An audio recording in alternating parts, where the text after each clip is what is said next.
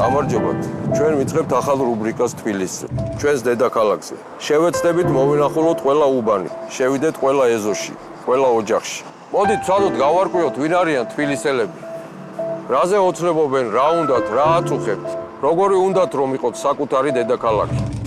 კორუფცია არსებობს საქართველოში დღეს თქვენი აზრით? როგორ არა. დღეს არსებობს, მაგრამ დღეს მაგალითად ხუთ კაცაა ყველაფერი ჩაგდებული და აკეთებს იმას, რაც ეს ყველამ კარგად იცის, მაგრამ უბრალოდ ეს არის რომ ხმას ვერავინ ვერ იღებს. აი თქვენ რას ფიქრობთ, კორუფცია არსებობს საქართველოში? აი მე ჩამაგდეთ უხერხულადზე ხოთქა. დღეს არსებობს კორუფცია? ჩემის აზრით კი. აი გაგიგიათ ელიტარული კორუფცია ესე ტერმინი? აი შეგიძლიათ განსაზღვროთ რას ნიშნავს? ალბათ მაღალ ეშელონებში დასაქმებული ხალხის არაკეთილსინდისიერ ქმედებას. პოლიტიკური ელიტა არის აქ შეკრებილი დღეს. თუ თქვი ამბობთ 100, მოდით თქვით B. ვინ არის ელიტარულ კორუფციაში შარეული? აი ამ ხალხში ვინც არის წარმოდგენილი. მე მართლა მაინტერესებს. იმიტომ რომ მე სხვანაირად ამ ბრალდებას უბრალოდ ვერ მივიღებ. თხოვთ. არა, ვინც დაიჭერს გასაგებ მე აი ეგერ არის ელიტა არის აგერ. ვინ ელიტური კორუფციას იგი არის აგერ. თუ კატა არის ოთახში და დავიჭიროთ, ხო? ბლელი ოთახი არ არის, მეგო განათებულია თეთრი საქართველოს კულტურების. რა არის ელიტარული კორუფცია? რა დონეზე არის ჩვენთან ელიტარული კორუფცია და რა იყო მაგალითად წინა პერიოდში, დღეს რა ხდება და როგორ არის? ჩემ მოსაზრებებს მოგახსენებთ კორუფციის, მათ შორის ელიტური კორუფციის შესახებ. ამას დიდი ისტორია აქვს ეხლა ჩრდილოვან ეკონომიკას და მასში თუ უმაღლესი დონის სახელმწიფო მოხელეები არ არიან ჩართული, ისი არ ხორციელდება. შევარდნაძის პერიოდში ჩრდილოვანი ეკონომიკა 90-95%-ის ფარგლებში იყო, თითქმის ყველაფერი ჩრდილში იყო მოქცეული. ეხლა დაახლოებით 65%-ის ფარგლებშია. შეიძლება 5%-ით მეტი ან 5%-ით ნაკლები. კერძოდ ავსტრიელი ცნობილი ექსპერტია გვარად შნაიდერი იცვლის, რომ საქართველოში ჩრდილოვანი ეკონომიკა მსოფლიოში ყველაზე მაღალია და კერძოდ 72%-ს ადასტურებს. 2004-2012 წლებში საქართველოს და ამერიკის შეერთებულ შტატებს შორის სავაჭრო პროდუქციის ბრუნვამ ამერიკის მონაცემებით შეადგინა 4 მილიარდ 316.9 მილიონი დოლარი. საქართველოს მონაცემებით 2 მილიარდ 418.2 მილიონი დოლარი. დაფარული შემოსავლები შეადგენს 46%-ს, მილიარდ 898.7 მილიონ დოლარს. 2004-2012 წლებში ამერიკის შეერთებული შტატების ექსპორტი ამერიკის მონაცემებით შეადგენდა 3 მილიარდ 59.3 მილიონ დოლარს. საქართველოს მონაცემებით მილიარდ 662.4 მილიონ დოლარს. დაფარული შემოსავალი შეადგენს 45.5%-ს, მილიარდ 326.9 მილიონ დოლარს. 2004-2012 წლებში საქართველოს ექსპორტი ამერიკის შეერთებულ შტატებში ამერიკის მონაცემებით შეადგენს მილიარდ 267.6 მილიონ დოლარს. საქართველოს მონაცემებით 755.8 მილიონ დოლარს. დაფარული შემოსავლები შეადგენს 40.4%-ს, 511.8 მილიონ დოლარს. აი ორი პროდუქციას გაჩვენებთ ახლა. ერთი არის ექსპორტირებული თევზი ამერიკიდან, სადაც 5.548.000 დოლარის წამოვიდა და თითქმის 5 მილიონი დოლარის აღრიცხული იქნა. აქ დამალული იქნა მხოლოდ 10%. დანარჩენი დაფიქსირდა. თითქმის 100% დაფიქსირდა ცხოველების საკვები პროდუქტები რო იყიდება, სპეციალური გრანულები რო არის, ძაღლის და კატის საჭმელები, კერძოდ 4.778.000 დოლარის წამოვიდა ამერიკიდან და თითქმის იგივე რაოდენობა 4.771.000 დოლარი. ელიტის წარმომადგენლები ამ პროდუქციის შემოტანაში ჩართული არ არიან და ამიტომ დაფიქსირდა ეგ სიტუაცია და არსებობს ასეთი ორგანიზაცია, საერთაშორისო გამჭვირვალობა საქართველოს, რომელიც ერთ-ერთი უძლიერესი არასამთავრობო ორგანიზაციაა და რომელსაც ამერიკელები ხელმძღვანელობენ. და მათ აგვისტოს დასაწყისში, ეხლა 3 აგვისტოს შეისწავლეს ბულგარეთიდან და იტალიიდან ნავთობპროდუქტების შემოდინება საქართველოში. 2009-2011 წლებში იტალიიდან ბენზინის იმპორტი საქართველოში იტალიის მონაცემებით შეადგენს 114 მილიონ ლიტრს. საქართველოს მონაცემებით 63.6 მილიონ ლიტრს. დაფარული შემოსავლები შეადგენს 27.4%-ს, 50.4 მილიონ litrს. 2009-2011 წლებში ბულგარეთიდან ბენზინის იმპორტი საქართველოში ბულგარეთის მონაცემებით შეადგენს 757.5 მილიონ litrს. საქართველოს მონაცემებით 318.2 მილიონ litrს. დაფარული შემოსავლები შეადგენს 32.9%-ს, 429.3 მილიონ litrს. დაფარული შემოსავლების მხრივ საქართველოში განხორციელებულ იმპორტ-ექსპორტში ანალოგიური მდგომარეობაა ყველა ძირითად პროდუქციაზე. აი ეს არის მძიმე სურათი, რითაც თქვათ ამ საერთაშორისო გამჭვირვალობამ ხელი შეგვიწყო, რომ ჩვენი მონაცემები ამერიკის შეერთებული შტატებიდან შემოტანილი პროდუქციის შესახებ 100%-ით რომ დაედასურებინ. დამრეწმუნეთ, ეს თუ მთელი ევროპის მასშტაბით გაკეთდება, კიდევ უფრო მძიმე სურათს მივიღებ. მისაწვდომი უნდა იყოს ეს კვლევები ნებისმიერი მოქალაქისთვის საქართველოში. და თუ ეს მისაწვდომი იქნება, დამრეწმუნეთ, სამოქალაქო საზოგადოება შეიქმნება და თუ სამოქალაქო საზოგადოება დაიწყებს ამის კვლევებს და კონტროლს ქვეყნის უმაღლესი ჩინოვნიკების მიმართ, რა, იქ ელიტარული კორუფციაც მოისპობა. იმიტომ რომ ელიტური კორუფციის მოსპობის გარეშე ქვეყანა ვერ აშენდება, უბრალოდ წინ ვერ წავალ. მე ვთვლი, რომ ძალიან დიდი ყურადღება უნდა მიექცეს და ქვეყანა უნდა დაინტერესდეს პირველ რიგში, თვითონ იმ ელიტაში თუ ვინმე არის წესიერი და ისეთი პიროვნება, ვისაც ქვეყნის ბედი აინტერესებს და სახელმწიფოებრივად აზროვნებს, უნდა დაინტერესდნენ ამ მონაცემებით. იმიტომ რომ ეს მონაცემები დამატებით, რა თქმა უნდა, დამატებით ქვეყანაში შემოიტანს მილიარდობით დოლარს და ლარს. სააკაშოც რომ მოესპო ელიტური კორუფცია, გაცილებით მეტის გაკეთება შეეძლო. და ამის ნახვა შეგვიძლია ჩვენ თუ შევადარებთ ჩვენ ცხოვრების დონეს, ან ჩვენთან ხელფასებს, თუ გინდათ პენსიებს, ყოფილი საბჭოთა კავშირის ქვეყნებთან. ამ დიაგრამებიდან გამომდინარე, ბატონო დავით, მე მინდა შეკითხვა დაუსვა.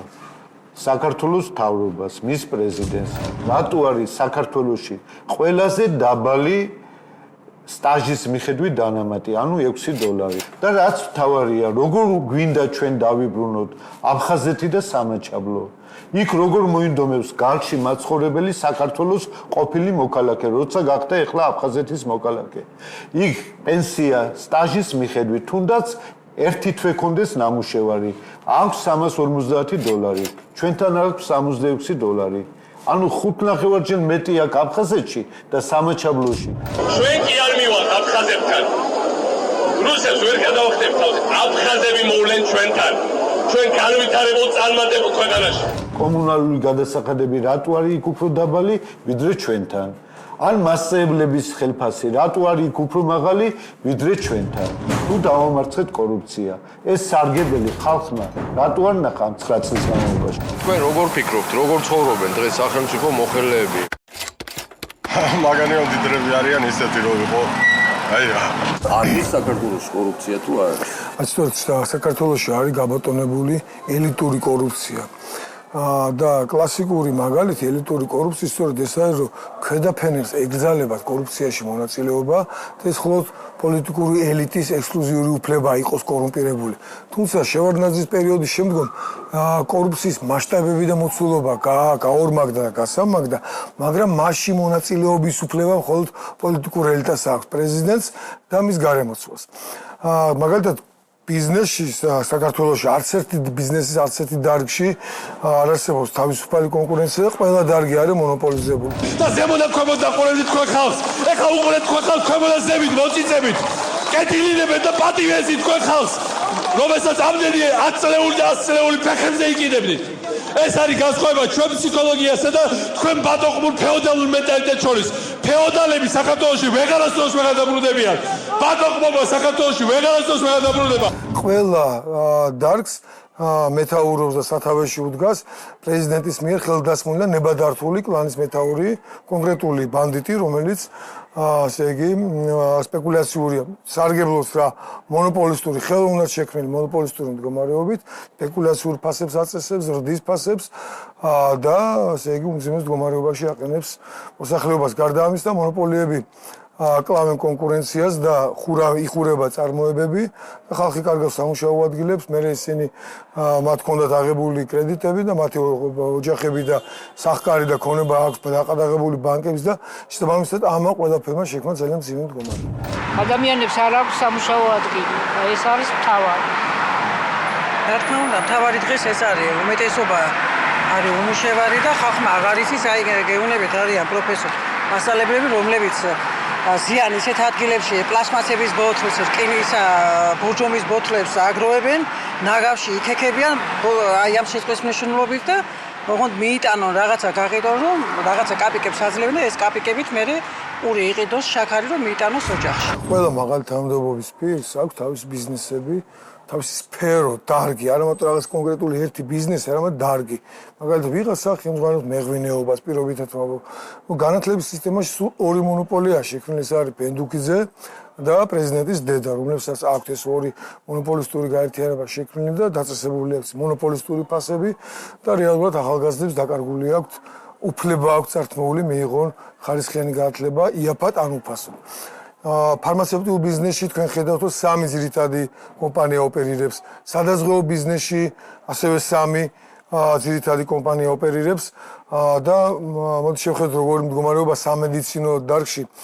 ჩვენ ხედავთ, რომ ერთი და იგივე კომპანია არის ასე იგი ფარმაცევტიკული პროდუქციის იმპორტიორის, აქ წარმოებელის, მე მისი დისტრიბუტორის, ანუ სააფთიაქო ქსელის ფლობელის, იგივე კომპანია არის ჰოსპიტალური სექტორის, ანუ საავადმყოფოების ფლობელის და იგივე კომპანია არის სამედიცინო დარგში სადაზღვევო ბიზნესის ფლობელი.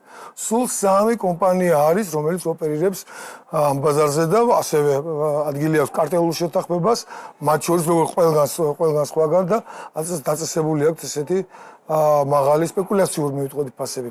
კარტელულ შეთანხმებას აქვს ადგილი ასევე ბენზინის ბიზნესში და დედამიწის ზურგზე ყველაზე მაღალი ფასნამატი ბენზინზე არის საქართველოში. ეს თქვენ ხართ ერთ-ერთი უმდიდრესი ადამიანი საქართველოში. თქვენ ფლობ და აკონტროლებ ნუყვირი ხართ. აკონტროლებ ნავთობის და ოქროს საბადოებს და საქართველოს თითქმის ყველა წიაღისეულ სიმდიდრეებს. მთლიანად აკონტროლებს საწვავის ბიზნესს, სარეკლამო ბიზნესს, ფლობ მედია მაგდა ტელეკომპანია რუსტავიოს, რომელიც თქვენს კლასელზე გაქვს გაფორმებული. თქვენი მამა არის საქართველოში ყველა ბალნეოლოგიური კურორტის ფლობელი, ხოლო თქვენი დედის საკუთრებაშია უმსხვილესი ბიზნესი, უმაღლესი განათლების სფეროში. ამის შემდგომ ჩვენ გქონდა პრეზენტაციები, გამოაქვეყნა სადაც პირდაპირ 187 გვერდი არის დოკუმენტური მტკიცებულება, სადაც პრეზიდენტი არის ხილებული ელიტურ კორუფციაში, სახელმწიფო ქონების მითვისებაში, ნეპოტიზმში, პროტექციონიზმში, უკანონო შემოსავლებში, თამის აღებაში, რომელიც არა აქვს დეკლარირებული, 1,100,000 ვამტკიცებ ჩვენ და შეიძლება მილიარდია კიდე აღებული, მაგრამ მტკიცებულებად ეს 1,100,000 მგონი საკმარისია იმისთვის, რომ პასუხი აგოს პრეზიდენტმა დაუსაბუთებელ ქონებაში. ანუ პრეზიდენტის შემოსავლები ვერ უზრუნველყოფდა, აღმოსავლება ვერ უზრუნველყოფდა იმ ქონებასაც კი, რაც ჩვენ მას ოფიციალურად აღმოუჩენთ. ყველაზე აუცილებელი თქვენს აზრით რა არის, რომ რა უნდა გაკეთდეს? უნდა სამართალი უნდა დამყარდეს ქვეყანაში და უნდა იყოს სამუშაო ადგილები. სამართალი თუ არ დამყარდა ქვეყანაში არაფერი არ გამოვა ეს. მიუხედავად იმისა, რომ როგორც კი საჯარო ბრალდება გაისმა პრეზიდენტის წინააღმდეგ იქვე დარბაზში, მეორე დღესვე პროკურატურა ვალდებული იყო დამკავშირებოდა და ჩემგან გამოეთხოვა მასალები. სახელმწიფო მოხელეები ჩვენთან მდიდრები არიან თუ ღარიბები თუ ნორმალურად ცხოვრობენ? აი რა თქმა უნდა, კარგად ცხოვრობენ. ძალიან კარგად ცხოვრობენ. თუ აი რის გამო არის? ყველაფერი. დაბალი ხელფასები რო არ აქვთ, თქვენც იცით მე მგონი და ჩვენც იცით, ხო? უსამართლოდ მაღალი ხელფასები აქვთ. და პლუს კიდე ამ ხელფასის გარდა პრემიები, ბიზნესი და ასე შემდეგ. ერთადერთი გზა ელიტური კორუფციის დამარცხების, შესაბამისად მონოპოლიების დამარცხების, სპეკულაციური ფასების დამარცხების, ანუ თავისუფალი ბიზნესის შექმნის, თავისუფალი განათლების სისტემის შექმნის, თავისუფალი სასამართლოს, თავისუფალი მედიის და ზოგადად თავისუფლების შექმნის, ეს არის აი ამ კორუმპირებული რეჟიმის დამარცხება აი ამ საპარლამენტო არჩევნებში. თქვენ იმედი გააქვთ რა? აი არჩევნების მერე მაქვს იმედი რა. თუ მაგალითად ის გაიმარჯვებს ის ძალა, რომელიც ხალხისთვის არის, ხალხისთვის შრომობს, ხალხისთვის ფიქრობს. მე მგონია რომ ესენი არ მგონია რომ ამათმა ხალხს რამე გაუკეთო. ეს უბრალოდ მოჩვენებითი რაღაცა არის რომ აი ეხლა რა მეტი სარგებელი ხალხს რაღაც ეს ბლეფია. მათთვის ვინ ჩასაფრებულები მინდა უთხრა. ამ რუბრიკას ჩასაფრებულები დავარქვა. ვინ არიან ჩასაფრებულები? ასეთ ერვებს რომ უშლიან ხელისუფლებას. მე მგონია იმ გაგებით, რასაც ხელისუფლება გულისხმობს, ჩასაფრებულები და პროვოკატორები ნამდვილი მოქალაქეები არიან. შეიძლება ითქვას, ჩასაფრებულები იყვნენ ილია, აკაკი, ვაჟა, ყოველი ადამიანი, ვისაც გულის ესტყივათ საკუთარ სამშობლოზე. მე მგონია, ჩასაფრებული უნდა იყოს ყოველი ნამდვილი მოქალაქე, როდესაც საქმე ეხება სახელმწიფოს და მისი მოხელეების ქმედებებს. ამიტომ მოდით ჩვენ ჩასაფრებულის პოზიციიდან დავიწყოთ ჩვენი სიუჟეტი. სახელმწიფო მოხელეები დიდრები არიან, საშუალო დონის თუ ღარიბები. თქვენ როგორ ფიქრობთ? უმეტესად დიდრები არიან, მე მგონი, იმიტომ რომ მე მგონი ჩვენ ზოგადად ცხოვრობენ. აი რითი არის განპირობებული? რაღაცას ახერხებენ, წარმოხერხებული ხალხი არის. მივდივარ ლევან ვარშალობიძესთან სახში, სად არის ლევანი? ხო და აი გითხრა, ამ კაცმა რაც ჩამოდივარ ერთი და იგივე ხის კოხში ცხოვრობს ბეშუმში და ბათუმშიც იქ ცხოვრობს, როცა როგორც ვიცნობდი როგორ წვდები. თქვენ როგორ ფიქრობთ, როგორ ცხოვრობენ დღეს სახელმწიფო მოხელეები? ეს დიდი ნაწილი დიდრად. არა შესაბამისად დღევანდელი ცხოვრების. ეს რისგან არის განპირობებული? ხელფასების გამოა, ბიზნესის გამოა თუ უბრალოდ თავიანთი მდგომარეობის გამო? გარდაცვალოთ ყველაფერი კომპლექსურად ერთად არის რა. იქ ბიზნესებშიც არიან, იქ თავიანთი კერძო საქმეებსაც და სახელმწიფო საქმეებს ალბათ ნაკლებად აკეთებენ, ვიდრე უფრო თავზე არიან დაკავებულები და თავის საქმეს აკეთებენ. ვალო მერაბიშვილი, როგორი გაღლეტილიც იყო, როცა გავიცანი, როცა მამამისის კამაზით იყო თელი მათი ოჯახი შემოსავალი. მე ეჭვმაკ ისეთივე გაღლეტილია დღეს. მინდა მთავრობა, რომელსაც ეყარება თავისი სამშობლო, თავისი ხალხი ეყარება და ყველა იქნება ეყოლება დაფასებული რა, დაწყებული პატარა ბავშვიდან, ხო?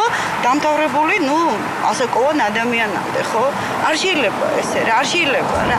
ზურაბადეშუზე იმიტომ ლაპარაკობ, რომ ამას წინათ რაღაც რადიკალური ელემენტები თბილისში ახსავსე იმის სურვილით, რომ დაემტკიცებიათ, როგორი კორუმპირებულია თურმე საქართველოს მთავრობა, გადაწყვიტეს მიტინგი გაემართა ზურაბადეიშვილის სახლთან ყვარელში.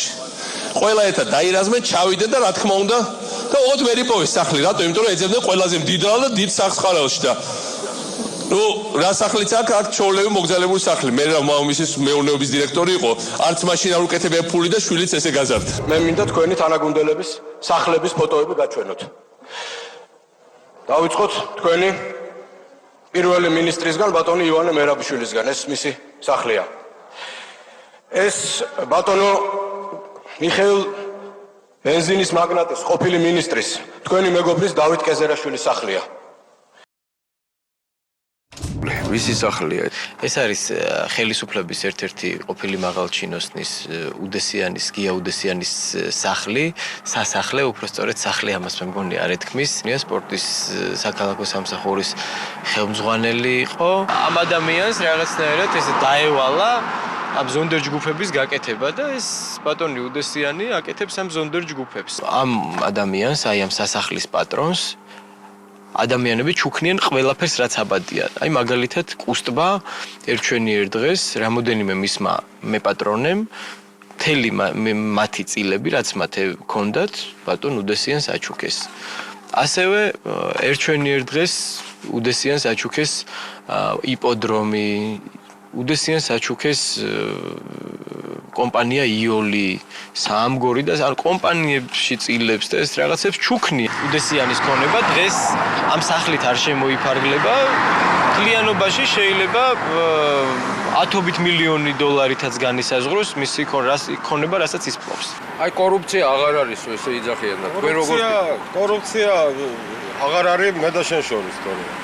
მაგათან არის აბა რანაირად შევიდნენ ეგენი დილქოს. დაჩევსაც იშენებენ ყველაფერი. აუთ, ფული აქვს.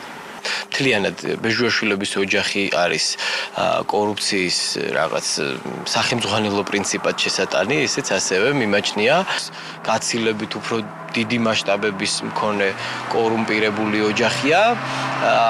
მათ ეკუთვნით ლამის ნახევარი საქართველო და ეს ყველაფერი მათაც შეძლეს იმით, რომ ნაციონალურ მოძრაობასთან და ამ ხელისუფლებასთან არიან ჭიდროდ დაკავშირებული. მისი და მისი ოჯახის მდგომარეობა ეს ყოველდღიურად რაღაც ახალ-ახალი კომპანიებით, ახალ-ახალი ბიზნესებით და უამრავი მილიონებით ივსებით. როდესაც რაღაც ქონების წართმევა ხდება ვიღაცაზე, მთელი სახელისუფლებო რესურსი და მანქანა ირთვება. მორიგი უდესიანის ან ვიღაც ეგეთი ადამიანის ან ბეჟუაშვილის ან ვიღაცის ქონების ხაზინის შევსება, როდესაც ხდება და ამაში ცხადია მონაწილეობენ დაწყებული პოლიციელით, რომელიც აკავებს და იჭერს იმ ადამიანს, ვისაც შემდეგ ხდება ტერორი და ნებისმიერი ადამიანი, რომელიც გამომძიებლით დაწყებული ყველა ამ კორუფციულ სქემაში არის ჩართული, ცხადია.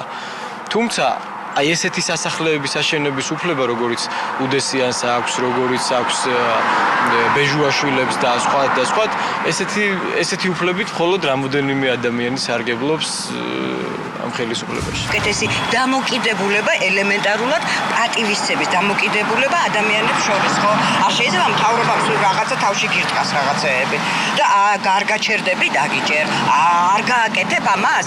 ნუ მაშინ ნარკოტიკს ჩაგიდებ, ნუ რაღაცას გაგიკეთებ, რატო რა დაუშავეთ ამის. უბრალოდ რა მინდა, იცით? აი, მე მარტო ის კი არა, რომ ადამიანი ვარ, პიროვნება მინდა ჩემშიც დაინახოთ და მეც მინდა სხვაშიც და იმათმაც მინდა ჩემში ადამიანი პიროვნება დაინახონ, ხო?